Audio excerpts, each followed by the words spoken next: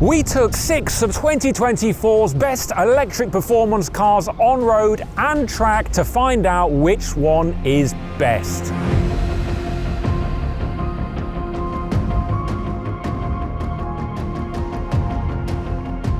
When I first started doing this job, we couldn't have done this test.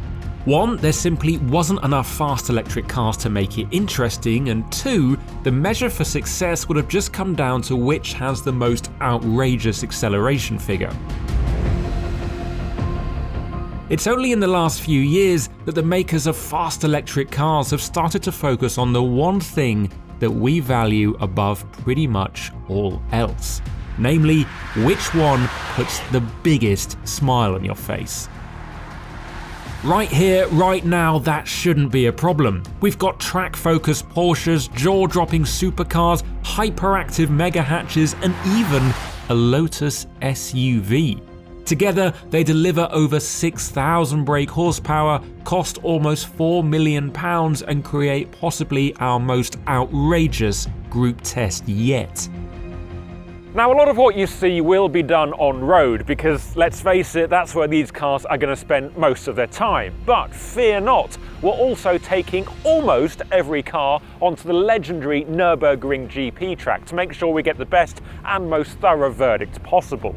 This is Car Magazine, and this is our first ever electric sports car giant test. Let the games begin.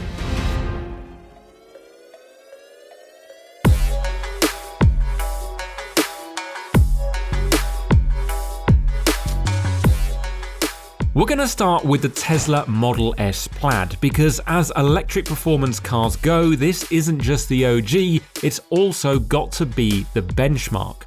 Without Elon Musk and his crazy yet oh so often brilliantly brave ideas, this type of car simply wouldn't be where it is today. The Model S may be over 12 years old and it may look decidedly ordinary in today's company, but underestimate it at your peril. Tesla has had a lot of time to get it right, and it shifts these in incredible numbers for a reason. Oh, newsflash, Tesla Model S Plaid is quick. You didn't need me to tell you that, and honestly, I'm not going to dwell on it too much because there's not a single car in this test that doesn't take your head off every time you put your foot down. But I think it would be remiss of me not to point out just how good Tesla's powertrain is. It's not just the sheer speed of it, it's the way that it gains the speed. The throttle response is damn near perfect, doesn't matter what mode you're in. It's really smooth, it's crisp, there's no interruptions in it. And yeah, the speed, it's up there with McLarens and Ferraris and whatever supercar you want really. It's astonishing. For sheer shock and awe, there's few cars that can do what the Model S Plaid does. The fact that its interior is decked out like a high-tech dental surgery only adds to the element of surprise when it takes off like a rocket and sends upwards of 1,000 brake horsepower coursing through the tarmac. You know, I think there's a lot going for this Tesla, for Tesla in general. The performance, the innovation, the charging network, which is just leagues above anyone else's. But driving this on road and on track, it reminds me of some of the reasons why we've had issues getting on with EV performance cars. For example, the steering. It's quick enough, it's direct enough, it's precise enough, but I've just got no feel. I've got no real idea how much grip the front wheels have got.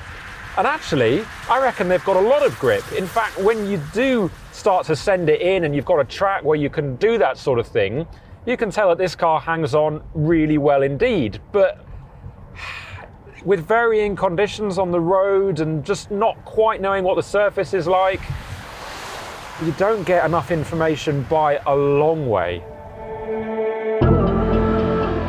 When it came to driving the Tesla on the Nürburgring, it faced the same issue as all of the other cars, namely the weather was pretty terrible. Off camera, however, we did get a chance to track the cars in the dry, and for the Tesla in particular, the extra space allowed me to find the car's limits, at which point there was more of a sense of what was going on through the steering. Unfortunately, the car we had on test was not the track package version, yet it still gave the impression it could set a mighty lap time if the weather was improved. I think this Model S Plaid has been a great place to start with this test. It's a brilliant benchmark. It's shown for years how capable and effective performance electric vehicles can be. But now, years on, I think we're looking to move the game forward, and I think there's cars out there that can do it, that can be more fun, be more exciting, and more engaging. That's what we're looking for on this test, and that is what I hope some of the other cars can do.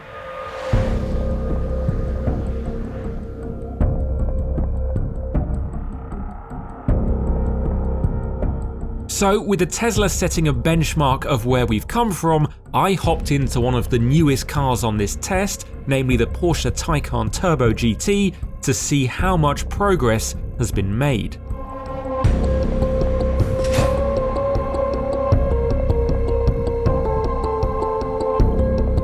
Of course, we know plenty about Stuttgart's first ever EV, but this is the first time it's been given a track-focused treatment. The GT signifies Porsche's most serious attempt yet at wrestling EV production car lap records of Tesla, with fastest laps at both Laguna Seca and the Nürburgring. In order to do this, it's got up to 68 brake horsepower more than a regular Turbo S thanks to a push-to-pass attack mode, plus overall curb weight is down 145 kilograms. 70 kilograms of this is down to the no-cost option Weissach package. This removes the rear seats, boasts surround sound system, one of the charging ports and more, while also adding additional aero to deliver up to 220 kilograms of downforce. Aside from the Formula E car, this is without doubt Porsche's sharpest EV yet.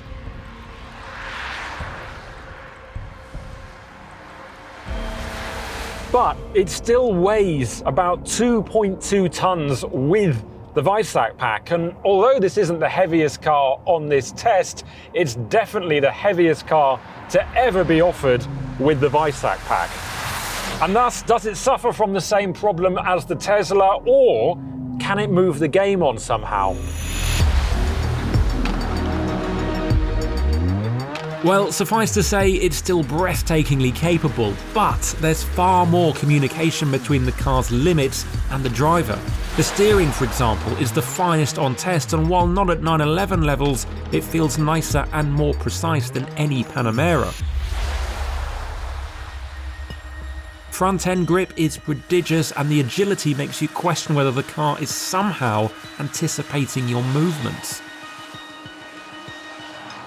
The way this thing goes through corners, a large part of it is down to the Porsche Active Ride with GT specific tuning. So you've got all four dampers individually keeping the car level through longitudinal and lateral forces. It can even lean the car into corners. And then when you couple that with the Porsche torque vectoring and the rear wheel steering, the way this thing is so clean and precise through corners, oh man, it's breathtaking. I think that is where it really stands out. It's the direction changes and the way it just darts around, but it doesn't do it in an intimidating way, at least not at road speeds. It's not quite perfect though. The brake pedal is totally at odds with the feel from the steering. You'll go to apply them and not only find plenty of travel, but also an inconsistency that really shouldn't be there. Also, there's a noticeable jolt when switching ratios with the unusual 2-speed transmission that, while not the end of the world, does again feel in contrast to the rest of the car, which is very polished. Overall though, it's a small price to pay. I mean, by rights, this car, this much weight, this much power, in these slippery, greasy conditions, with these tyres, it shouldn't work, but somehow it does. It really, really works. Clearly, the Porsche's tyres were a disadvantage on the wet track, yet in the dry, the flatness, poise and levels of traction really stood out. Considering this is the first electric Porsche GT, the levels it can deliver relative to the petrol cars is far closer than you'd ever expect. So, the Porsche Taycan Turbo GT has already taken the EV performance bar up a notch. But in a market where a new name seemingly appears every day, that often means nothing. So, right on cue, let me introduce you to the Pininfarina Battista. Actually, you've probably heard the name before. Pininfarina is one of, if not the biggest name in the history of car design. Founded in 1930 by Battista Farina, they've been instrumental in designing some of the greatest looking cars of all time. The Alfa Romeo Giulietta Spider, the Ferrari 250 GT, the Dino, the Daytona, the F50, even the Hyundai Levita. Pininfarina has styled them all, and now it's had a go at making its own car. And here it is. It's £2.7 million worth of utterly damn gorgeous. A polished carbon body shell draped over a Rimac Nevera, it somehow manages to avoid the clutches of vulgarity and instead blows you away with its delicate beauty.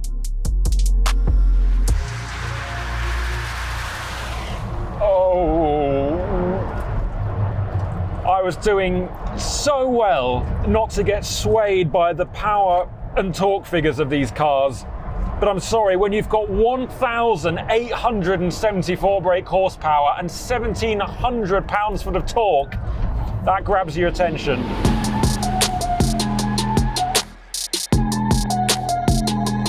Step back from this world of unfathomable power, however, and the Battista's ability to cruise around at low speeds is commendable. The 4 motors and 2 transmissions work together smoothly and serenely, and while this 2-seat car weighs over 2 tons, if you dial up through the drive modes, Karma, Pura, Energica and Furioso, you have a chassis that is infused with pure torque vectoring, and as such, it can pull off some breathtaking feats. What I really like in this car is the steering, because it treads a really fine balance between being too light so that you get a sense of disconnect and you don't get good feel, but it's light enough so that it makes the whole car feel lighter and more agile, and it's just treading that balance brilliantly. And they say that a good steering setup can just transform a car, and I definitely think that's the case with this, because you've got that initial speed just off center, but then when you turn more into a corner, that's when you feel the outside wheel digging in, and it feels so positive.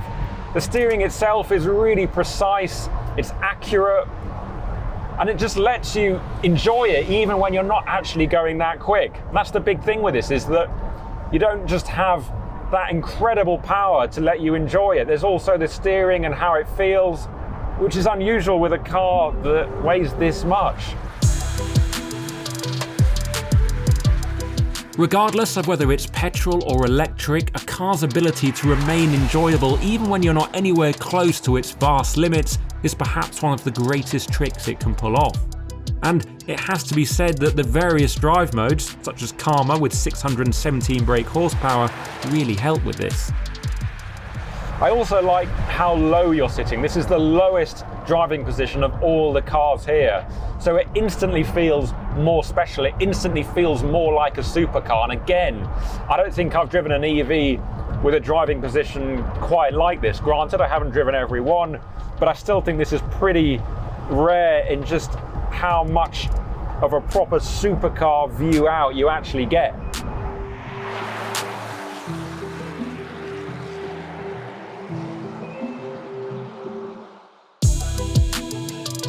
For insurance reasons, Pininfarina's vehicle tester drove the Battista on the Nürburgring, yet I still got an opportunity to drive it on track, in the dry, the day before. As you'd expect, the speed is like nothing else, and you'd swear the speedo was in kilometers with the rate at which it gathers numbers. But also, it was surprisingly approachable, and the steering gave you great confidence going into corners.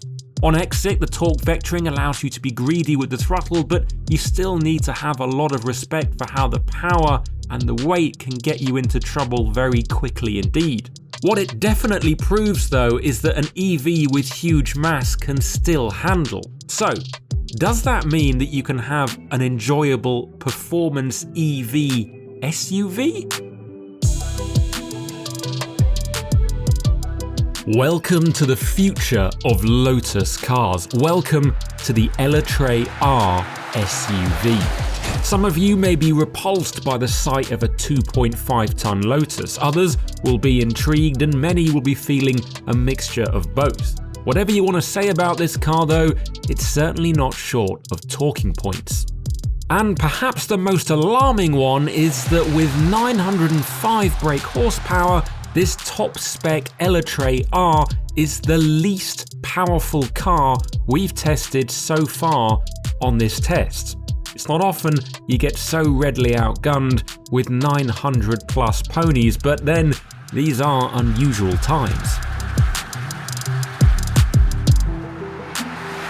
Now, as you'd no doubt expect, the Eletre R is brimming with tech to make it handle. So you've got twin chamber air suspension, you've got active ride height control, active rear wheel steering, active anti-roll, and torque vectoring through braking.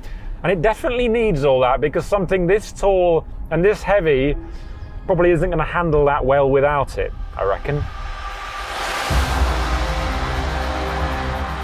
Ironically, this is pretty much the opposite to previous Lotus cars that many of us know were absolutely sublime without any form of driver aid assistance or fancy technology keeping the car on the road.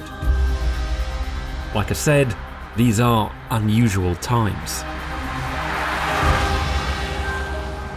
Now, what we found with this car that's quite interesting is that in the dry, it's largely as you'd expect. Very effective, not a huge amount of fun, very well tied down, fantastic body control, but yeah, not really getting your juices going. But now, in the wet, things have changed a little bit. In sport mode, you've really got to manage the back because the amount of power that's going through is obviously more than enough to spin the rear wheels up, but it's not doing it in a terrifying, because this is an extremely tall, heavy SUV kind of way. It's doing it in a playful, engaging kind of style. I'm honestly quite surprised, to be honest with you. I really wasn't expecting this from this car. And as I said, the body is incredibly well tied down. There's virtually zero roll. And that's no mean feat when the steering is as quick and direct as this is, but it doesn't feel too much. It's really nicely judged. Also, interesting is the brake pedal has got better feel than the Porsches. I mean, it's not saying much because it really isn't that good in the Taycan, but it does mean that when you're stopping this into a corner, you can feel what's going on, and that's pretty crucial when this thing weighs as much as it does. I keep going on about that, but it is in the back of your mind, even when it handles like it does. It's just always wanting to move around. But just step away from the dynamics for a minute, because while they're impressive, I think what's arguably even better is the cabin of this car. This is the nicest interior I've sat in a while. It's really high quality. The materials feel great. The design is new. It's interesting. There's lots of lovely details around. Not a fan of the digital mirrors still, but as digital mirrors go, they're pretty good. But this is just such a lovely place to sit. And it goes without saying that the cabin is such a big improvement over what we've seen before from Lotus. It's like going from the Conference League South all the way to the sharp end of the Premier League. It's properly nice. Honestly, the cabin is fantastic, and besides the infuriating warning chimes and sounds constantly interrupting my pieces to camera... Speed limit alarm. Off! Always off! Right. I enjoyed everything about sitting behind the wheel of the Lotus. However, one thing did occur to me. You know, I think the weird thing and almost sad thing about this car is that it's, I think, suffering because of the Lotus name. Because people have seen it. It's a big, heavy SUV, and they've gone, well, that's not a proper Lotus. And okay, it's not a Lotus that we've seen before. But equally, if this was a brand new manufacturer that we'd never heard of before, I think it would be received a lot better, because there's no real reason why you'd pan this thing, unless you were comparing it to the Lotuses that we've seen before. And in that case, well, as a performance car, it's always going to lose. As with the other cars, we took the Lotus out for a few laps on the Nürburgring, and as you can see, it required my full attention to keep on top of all the power and mass. In truth though, I had good fun, and you can see what Lotus has tried to do. The chassis felt very sharp and alert, and my only real feedback would be that it just needed to work more cohesively with the mass that it's carrying. Still, all round, a very pleasant and surprising experience. And that brings us neatly on to this. Welcome to the Hyundai Ioniq 5N. At £65,000, it is anything but cheap, yet it is the least expensive car here. It's also the smallest and the only one representing the good old-fashioned hot hatch category.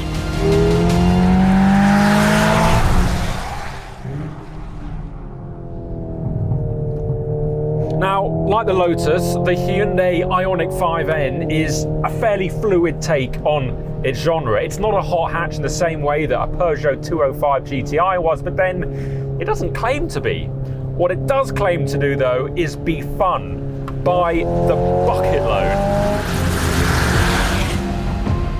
On first impressions, I know this to be the case because at the end of last year, I flew for nearly 30 hours to go and drive the Ioniq 5N on its own patch and was very impressed. Like the Lotus and many other cars on this test, it majors on experience-enhancing technology.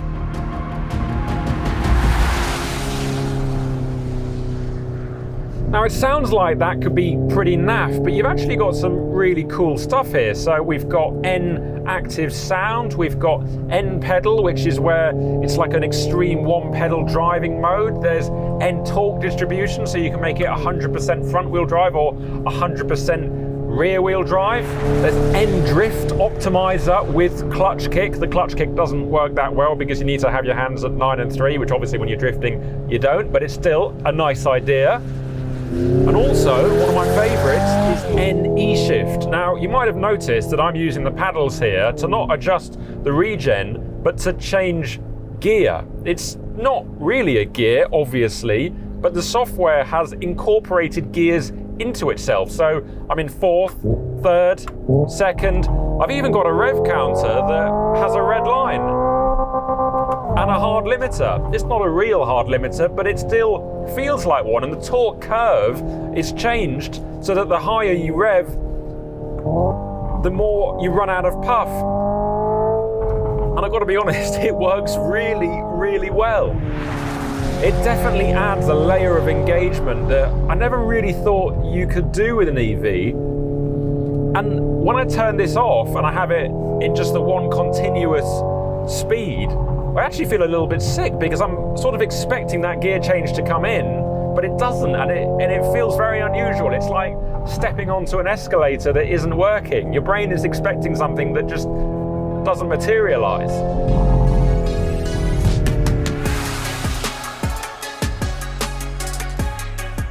All of these gadgets offer something to the driving experience. I'm not entirely convinced by the sound effects and the clutch kick, but you can see the intention.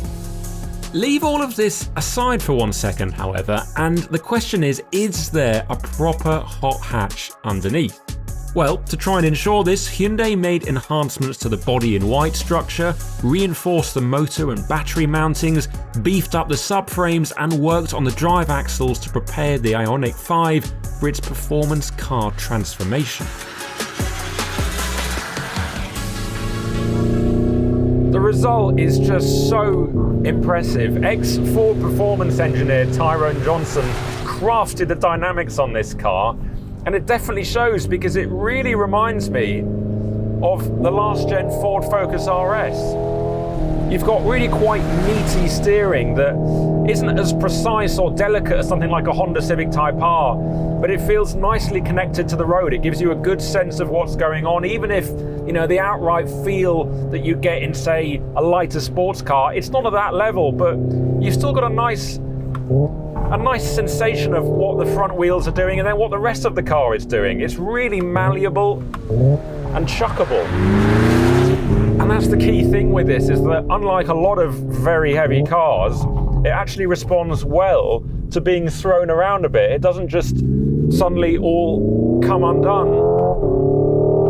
It's obviously better in the dry than it is in the wet. That's just a byproduct of the weight. But I mean, even now, I'm still having a good time in this thing. You know, the gadgets and gizmos on this car, they won't be for everyone, I get that. I'd definitely say have a go, because I think they're really good fun for the most part, and they definitely add something to the driving experience. But the thing is that if there wasn't a good car dynamically underneath, they would feel really, really silly. And the point is that there is a really good car. And I honestly think it's really telling that of all the cars on this test, this is the one that's doing the most kilometers. It's the one that's running out of range the quickest. It's because everyone wants to have a go in it. Everyone wants to drive it. It's the only car here that properly makes you get in and think, yes, I want to drive it like a bit of a hooligan. I want to go quickly in it. But it's just such a laugh. Out on track, the Hyundai inspired a ton of confidence even in the wet conditions. It's not a small or a light car, far from it, yet after the other contenders, I felt like I could jump in and drive it hard straight away. What's more, the NE shift was a game changer on track, as it gave a proper reference point in the corners. Overall, it was superb.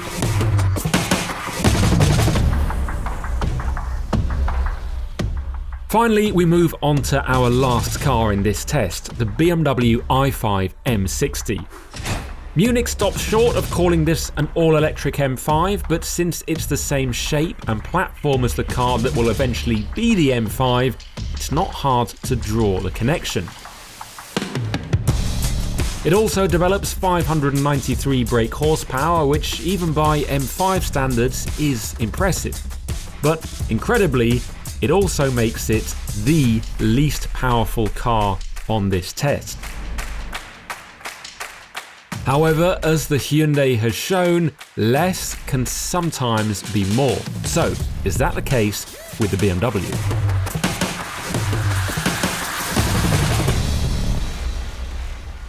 You know, there's something very telling about this car, and it's that when we did a straw poll among the people on this test, which car we'd most like to drive home in, this was the winner.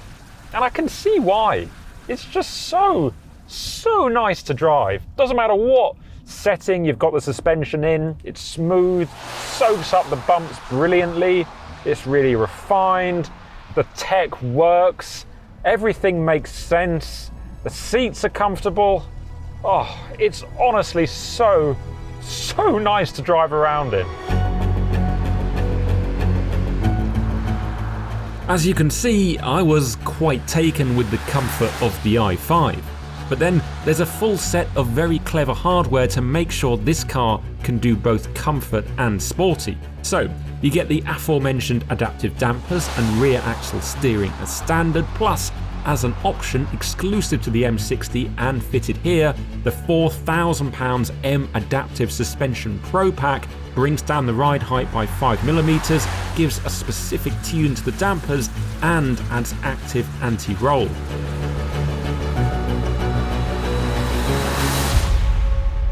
I've even got a boost paddle on the left here. When I pull it, I get 10 seconds of extra power and noise. Works very well. I think compared with the Tesla, this whole car feels better resolved when you start to drive it in a more enthusiastic sense. The powertrain, it feels like it fits in better because it's not dominating the whole package. The steering isn't quite as sharp, but then it makes more sense in a car that's this size. It feels like it's better suited to the chassis. I also think the driving position is better. BMW is very good at making sure you're sitting in such a way that makes you feel really nice and involved with the car. The M3, for example, brilliant driving position. And I should point out that these Continental Eco Contact tyres, well, on a track or on a really hot, dry day, no, they're not going to give you as much grip as some of the more serious tyres that are on other cars in this test. But when the weather is like this, they're great. They make way more sense. For me, this car works as long as you set your expectations away from a proper M division performance car. Yes, it's got the M in the name, but otherwise it's far too soft, comfortable and docile for that, and there's no doubt plenty of headroom for BMW to turn things up a notch. And that was reflective on track too. Granted, it was better in the wet than I expected, the softer setup really seemed to help, but in the dry, I really didn't feel any incentive to keep lapping it. Make no mistake, there were far more exciting cars on this test, and no doubt BMW will one day make a much more thrilling EV than this.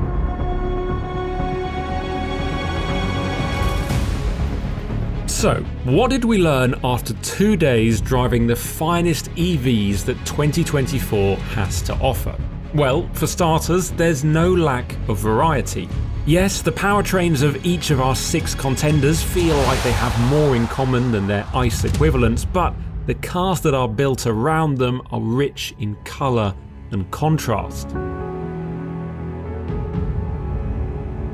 But more importantly, it seems that the automotive engineers that for years have wowed us with their petrol performance car offerings have clearly taken a giant step towards delivering a proper EV performance car.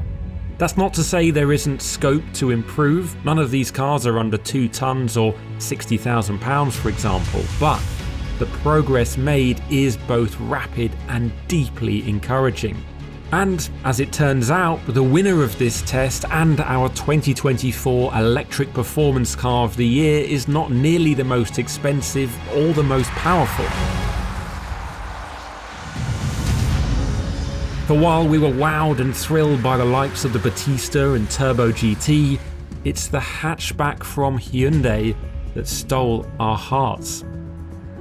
For this isn't just a car that delivers incredible balance, stability, agility, poise and pace, but one that absolutely puts the biggest smile on your face. Because at the heart of any great performance car, and regardless of what it runs on, there must be an overwhelming sense of fun that courses through the chassis and sends you into your own world of automotive paradise. And it's that the Hyundai Ioniq 5N delivers more than anything else like it.